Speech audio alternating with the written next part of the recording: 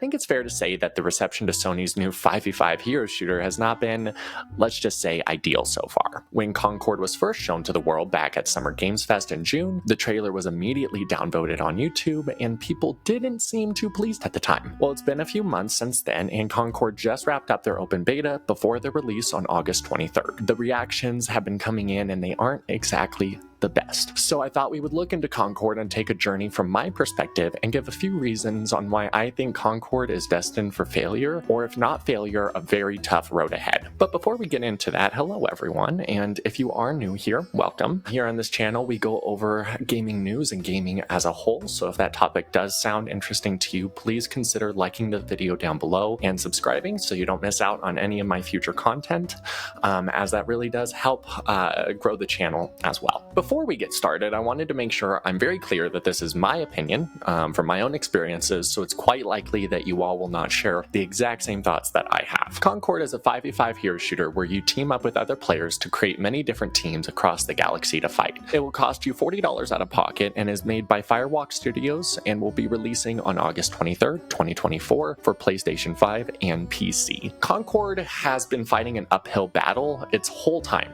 after it's been revealed. Far beyond just the downvoting on YouTube, the rest of the internet wasn't super thrilled either. To this day, even the comments on their own channel on X have been filled with their player base voicing their frustrations with the game and giving their own suggestions with how they would deal with it. Now you might ask, where does all of this frustration come from? Well, I think it goes back a little bit further before Concord was even revealed. We need to take a look at the state of PlayStation in live service games in general. PlayStation has had a long history of making a lot of very good first-party single-player games and IPs like God of War, The Last of Us, the Horizon series, and the Spider-Man games. But what they haven't been well known for is live service games. Live service just meaning that the game can receive real-time updates. They are oftentimes multiplayer games and free-to-play, although that isn't always the case, as Concord being one of them. And I think that is one of the reasons that this game is going to struggle some, but we'll get into that a little bit later. The live service games as a genre often rely pretty heavily on microtransactions to fund them as well, since the games are usually free to play on the front end. Popular examples of these live service games are ones like Fortnite, Overwatch, Call of Duty Warzone, and Destiny, to name a few. Sony has not been known for delivering these types of games, usually deciding more to focus on their single-player titles. But back in February of 2022, they announced their plans to have 10 live service games by March of 2026. They backed this up by buying the popular studio Bungie that is behind the live service game of Destiny, and buying a few others as well. These studios being Jade Raymond's Heaven Studios and Firewalk Studios. The later, Firewalk Studios, is the one that is developing Concord. Now, why would Sony want so many live service games, and how is that goal working out? So far, Sony has 2 live service IPs under their belt. They have Destiny 2, which is made by Bungie, and then they also have Helldivers 2, which was a big phenomenon at the beginning of this year and did very, very well for them. Sony has been wanting to do live service games for a while. The main reason that companies have been pushing more into the live service world is because they are very, very profitable, or at least can be in theory. Popular IPs like Fortnite and Warzone, even though they're free to play on the entry side, are extremely profitable for the developers on the back end. Sony saw other games and other developers creating live service games like Overwatch, Destiny, and seeing the very, very high influx of cash coming in and decided that they wanted some of that for themselves. But as you can see, the goal of 10 by March of 2026 is a little bit hard when they have only given us 2 so far. We still have a third one now with Concord coming out next month, but that's still 7 away from 10 that we need by March. I don't think Sony is nearly as pushy with the live service titles as they were when they stated that back in February of 2022, as the head of Sony did step down and he was a pretty big believer in the live service push and how that was going to help the company. With Sony making a pretty big push into the live service games, their own player base had some pretty big reservations about this, since we have had many other problems with live service games, with them just only being cash grabs and just trying to milk their player base for as much money as they can get from them, instead of creating really, really good games that people will want to play. And so I think fans were already on the defensive when it came to the live service games that Sony was planning to offer. But when Sony offered Helldivers 2 earlier this year, fans went crazy, and it was extremely successful. So I think the fear that the player base had that Sony wasn't going to deliver on their live service promises was quelled at that time. But then as soon as this was showed at Summer Games Fest, the trailer didn't go over well, mostly with people calling out the fact that we already have a lot of these 5v5 hero shooters, and it's a genre that is dying, as a lot of people say right now, or is in need of a reawakening, but also with the characters themselves calling pretty close comparisons to the Guardians of the Galaxy and Marvel, with the humor and the cutscene as well that they showed. Sony and Firewalk Studios have promised with Concord that it will be high polished, and it will also feature weekly cutscenes to give us a story mode to go along with it, but it itself doesn't have a story mode at launch that we know of so far. So with PlayStation fans being pretty careful of live service anyway, as soon as they saw that this was a 5v5 hero shooter, they were pretty wary and quick to voice their concerns. Sony and Concord decided not to comment and instead decided to let the game speak for itself, as the first beta was coming up a little later this year. The first beta wrapped up with a peak player count of around 1,100 players. The second beta, which just wrapped up this weekend, hit a top peak of 2,400 players. It is currently sitting at a 2.8 player rating on PlayStation reviews as well, so definitely not anywhere close that Sony and Firewalk Studios thought they would be at this time. Obviously, a lot of people look at that first beta and see those numbers and see that as not being enough, which it isn't. But I don't think the first beta was a good representation of the player base, mostly because it was a closed beta, but these are only the numbers that we saw on Steam as well. So a lot of people just said, let's wait for the second beta to see what will happen then. With the second beta only reaching a concurrent player count of around 2,400 players,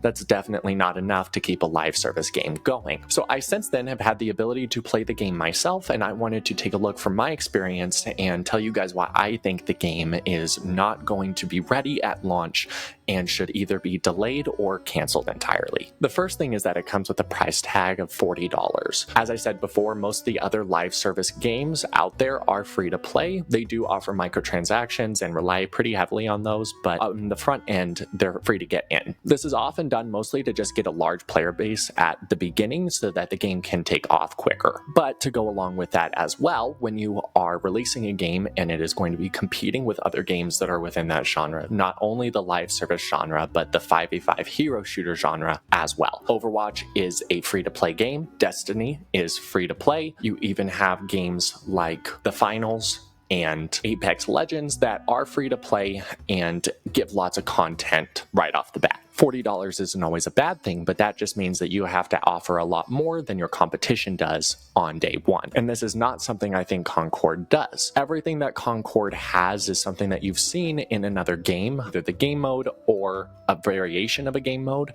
is something that you've had in any of the other 5v5 hero shooters or live service games that we already have. $40 also makes it more difficult because with this being a 5v5 hero shooter, oftentimes players play with their friends. And because all the other live service and hero shooter games are free, it's pretty easy to suggest a game to your friend to start playing with you because there's no barrier or entry fee. With it having a $40 entry fee into the game, it's going to be a lot harder to get your friends and get players that you already have to also pull over, because you don't just need to pull over the players from Overwatch, you also have to pull over their friends, and you have to pull over their friends as well, not to play Overwatch anymore, to come over to Concord and just play that exclusively. I think characters have a pretty big effect on the success of a game. If you take a game like Overwatch, and I will compare this to Overwatch pretty often because they are pretty similar, everyone was cosplaying those characters almost immediately as it came out, and we're getting very into the lore and the cutscenes that went with them as well. With Concord, none of the characters feel interesting. None of the characters feel like you want to get to know them or want to play as them. All the characters have their pronouns listed as well, which is not always a bad thing, but when you're playing a game that is set in space with aliens and robots, it does feel a little bit weird when a robot has their pronouns listed. All those things definitely can take away from the enjoyment from your players, because the visual part is a big part of the game. That's what people are looking at while they're playing. The gameplay is great, but if people aren't able to enjoy what they're looking at while playing, that has a pretty big effect on it. I would say the game's lack of ultimates also does not do the game any favors. Overwatch set itself apart by its dynamic gameplay and moment-to-moment changes. You do have your abilities in this game just like Overwatch as well, but unlike Overwatch, you will not have an ultimate ability. Within Overwatch, this can make every game feel completely different because the ultimate abilities are game-changing events. Each round gives you the ability to have a game-changing moment, which you don't have that ability in Concord. Each character is stuck to their abilities, meaning that they don't have anything extra to make them feel more powerful. I do think that this one is up to more personal preference though, as I've heard a lot of people praise the lack of ultimates and say that that gives it a unique identity within itself. I do think that that is one thing that this game really needs, is to have those really dynamic moments that can change each round, because one thing that I did find when I played these is that each round did start to have a similar feeling once I started to find the characters I really liked. Concord also struggles pretty heavily with a lack of identity. Everywhere you look, you can either say it looks like a Destiny or it looks like Overwatch, but nothing it has ever feels directly unique to itself. The maps themselves feel like a mix between Overwatch and Destiny. The movement feels like Halo and Destiny. The gunplay feels like Overwatch and Call of Duty. It just mixes a lot of different ones into a big conglomerate of a game, and I don't think that it works that well. It does some things more unique, like when you dodge, you go into third person for a short period, but even that is something that is pulled directly from Destiny, which is understandable because this game is made by pre-Bungie developers, so they had previously worked on Destiny before this. And I think the final thing, and kind of encapsulates all of these in one, is that it's good but not great. Concord on a basic level is not a bad game. The gunplay feels fine, the movement is good, it's a fluid game, the performance was great. There weren't a whole lot of issues with that, but it's not great. And when you are putting a new game into the live service hero shooter genre, you really have to have something that is great, especially now. The live service games that we already have such set fan bases and player bases around them. So whatever you have has to be so good that it pulls that player from whatever game that they're so used to playing and pull them into a completely different one. Because that's another thing that live service games are, is they're usually a game that players play for a very long time. They don't have a story that ends at a certain point and that's when you're done. They always are going, and you always have content within them. And then when you add on the $40 price tag as well, your game not only has to be great to pull them from Overwatch and from these other hero shooters, but also to get them to pay $40. I don't think that you'll see a lot of people putting up $40 to play this game, and I think that is reflected in the beta numbers, is that that's how people got to play that, as if they put up $40